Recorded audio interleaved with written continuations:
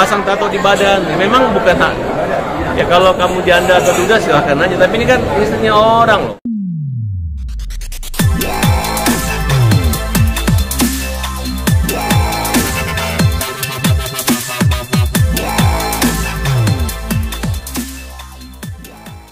Bang Farhad, ada kegiatan apa nih di PKN? Ini adalah Munaslup Partai Kebangkitan Nusantara, yang dimana hari ini partai ini melakukan pemilihan ketua umum terpilih yang baru, yaitu Bapak Anas Urbaningrum.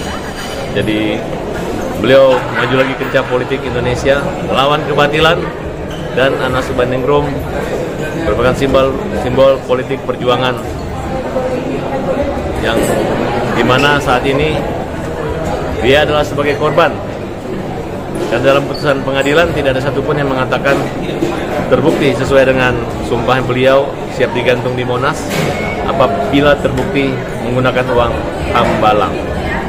Jadi sampai saat itu beliau merasakan bagaimana penderitaan di dalam, kemudian tetap berjuang, tetap eksis, dan berharap bahwa apa yang dilakukan perjuangan untuk membuktikan, membersihkan kembali. Akhirnya kami bergabung di sini. Nah, kemudian teman-teman mungkin kaget saya berpakaian begini, ya karena memang salah satu misi anti maksiat, anti korupsi itu adalah di bidang perpolitikan. Saya ikut bergabung di sini. Jadi maksudnya agar ke depan kami nggak hanya berteriak protes melalui LSM, tapi bisa ikut bergabung dengan kekuasaan, bergabung dengan parlemen agar memperbaiki undang-undang, mempertegas, dan terus berjuang buat kemakmuran dan keadilan rakyat Indonesia. Bang Farhad akhirnya memilih PKN sendiri atau mungkin alasannya apa, pertimbangannya apa memilih partai PKN untuk berlabuh? Pertama, saya melihat di sini adalah orang-orang, yaitu termasuk kawan-kawan kami semua. Kami sama-sama dulu membentuk, saya bentuk Pandai, kawan-kawan membentuk PKN, semua ingin berjuang bersama Bang Anas, tapi akhirnya yang lolos hanya partai PKN. Akhirnya saya gabung dengan PKN saja, karena sama aja lah intinya. Namanya politik itu kan kolektif. Kalau sudah bicara kolektif berarti apapun, upaya jalan apapun, yang penting perjuangan buat rakyat, buat negara. Jadi dengan misi berserikat menuju Indonesia berdaulat sama sejahtera, mandiri, keadilan, dan berketuhanan. Kemudian misinya itu adalah untuk kemakmuran, kesejahteraan, pertumbuhan ekonomi rakyat, ekonomi kreatif, untuk pendapatan per kapita rakyat makin meningkat. Kemudian mengutamakan persatuan dan tujuan solidaritas. Nah, kemudian supremasi hukum untuk perjuangan keadilan dan kebenaran. Bang, perihal sosok Anas Urbaningrum, Bang, yang mungkin sebagian masyarakat Indonesia sudah mencap beliau seperti apa, apa yang akan diperdebatkan dari PKN sendiri, Bang? Ya, yang jelas beliau adalah korban di mana kekuasaan. Kalau saatnya hari itu masa hanya satu orang yang dihukum. Kemudian kan kita tahu di justice kolaboratornya juga masa diiakan, sehingga hukum itu adalah kekuasaan, bukan hukum itu sebagai alat kekuasaan. Ya hukum menjolimin beliau, karena waktu itu beliau adalah akan menjadi calon presiden yang dicintai dan akan dipilih oleh rakyat. Nah, tapi tertunda gara-gara adanya status tersangka dan menjalani hukuman. Sekarang Anas telah bebas dan maju ke politik. Perdana Menteri Malaysia dihukum bertahun-tahun tetap menjadi Perdana Menteri. Bukan masalah pernah dipenjara, tapi ada ketidakadilan di situ. Selama Bang Anas yakin tidak pernah korupsi, tapi mengganti dengan badan hukuman dengan uang, tapi dia yakin dia tidak pernah makan uang yang namanya uang hambalang maupun uang-uang yang dikorupsi dari Nazarudin. Jadi kita semangat, dan teman-teman gak usah khawatir. Saya adalah sosok idealis yang mungkin lebih memfilter jika ada arah ke sana. Tapi saya yakin di sini saya akan bebas berkreasi, dan khususnya buat artis-artis ya yang suka berhubungan badan di kamerain, itu nanti akan kami sikat. Kalau saya jadi anggota dewan nanti, artis-artis yang bokep itu nggak perlu ada laporan, langsung dijemput. Kalau ada anak kecil yang bokep, orang rakyat biasa kok dijemput, kalau artis kok enggak gitu kan? Saya nggak ngerti apakah mereka ini lolos gara-gara punya uang atau punya nama besar. Tapi yang jelas, kalau saya nanti partai saya besar dan berkuasa, para selingkuh-selingkuh, para pelakor-pelakor ataupun para pemain video porno ilegal akan kita buat gerah, kita buat mereka kapok. Sebelum mereka masuk neraka, mereka harus merasakan dulu penjara yang lama. Bang, ini menarik nih Bang, Abang membawa kasus-kasus artis ke dalam pornografi khususnya ke dalam agenda partai Bang. Apakah ini keseriusan Abang untuk mengedepankan ini Bang dalam visi misi Abang mungkin ya? Supremasi hukum itu, kemudian persamaan hukum lah. Gitu. Jadi hukum dikedepankan, tidak ada tebang pilih, kemudian tidak tumpul ke atas tajam ke bawah, tapi tidak pandang bulu. Jadi kayak lembaga KPK dibuat bukan takut korupsi, bukan takut KPK, tapi takut korupsi. Nah, kalau KUHP Undang-Undang ITE yang menyangkut dengan pasal-pasal pornografi ITE, ya menurut saya ya selama masih tidak menyangkut asusila, amoral, mungkin masih bisa kita damaikan.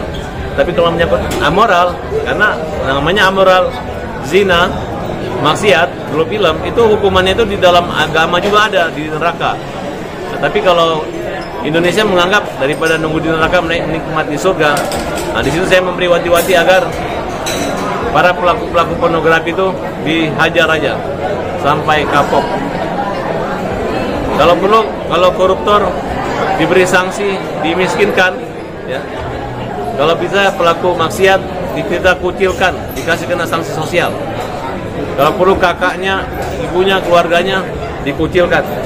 Gara-gara ada salah satu keluarganya yang berselingkuh dengan suami orang atau bermain film porno secara terang-terangan, tidak ada rasa maaf, tidak ada klarifikasi dan tidak ada rasa menyesal.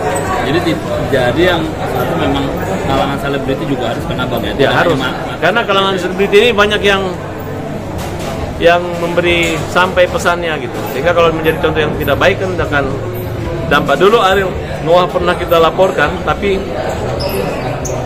setelah kita laporkan tidak ada efek jerah sampai saat ini. Kenapa? Karena hukumannya rendah. Karena masih diberi panggung. Saiful Jamil aja masih dihalang-halangi oleh kalian. Padahal sudah menjalani hukuman. Oleh karena itu, kita minta juga kemerdekaan pers ini bukan bebas juga tebang pilih, karena pers menentukan. Ikuti, liputi, hajar juga, karena hukuman pertama sebelum dipenjara adalah hukuman pers, hukuman sosial. Begitu kalian beritakan, jangan takut, karena apa yang kalian beritakan adalah kebenaran. Ada hak jawab. Oleh karena itu, teman pers adalah bagian dari penegak hukum juga, yang dimana adalah sebagai pengawal terdepan dalam memberantas maksiat maupun korupsi. Tapi kan ada yang membedakan Bang, kasus ini yang tidak bisa tampil. Itu kan akan bilang tadi saya ini kan tidak tampil. Tapi kan ada kasus yang membedakan Bang, tidak bertampil. Membedakan apa? Membedakan dengan kasusnya Kuala apa? Ya? Yang membedakannya si kasusnya Eros atau Iya, kalau Saiful Jamil kan antara laki-laki dan laki-laki. Dan dia itu waktu itu ditanya, kamu ngapain daripada lama-lama? Ya iya deh gitu. Tapi dia pikir pulang, ternyata nggak pulang. Akhirnya dihukum lah. Kemudian dia dimintain duit oleh hakim, dia bayar, dihukum lagi gitu kan. Nah itu berbeda dengan kasus yang saat ini terjadi, adanya perselingkuhan, pasang tato di badan. Memang bukan hak. Ya kalau kamu janda atau duda silahkan aja. Tapi ini kan istrinya orang loh, suaminya orang loh. Saya mau semua artis yang ikut politik berjanji dulu bahwa akan membersihkan artis daripada ketimuran, daripada komersil seksologi maupun komersial vulgar yang melanggar norma kepatutan sosial maupun asusila yang ada di Indonesia.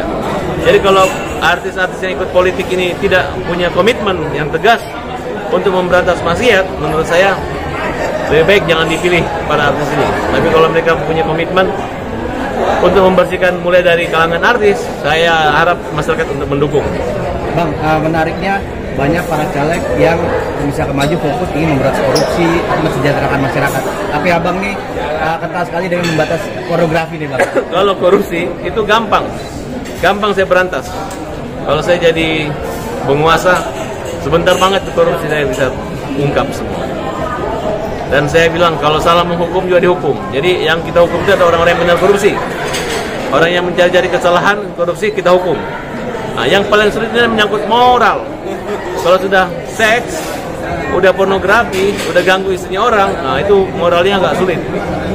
Artinya untuk norma yang dalam agama aja yang dijanjikan masuk neraka aja mereka langgar, apalagi cuma penjara yang cuma 2 tahun 3 tahun.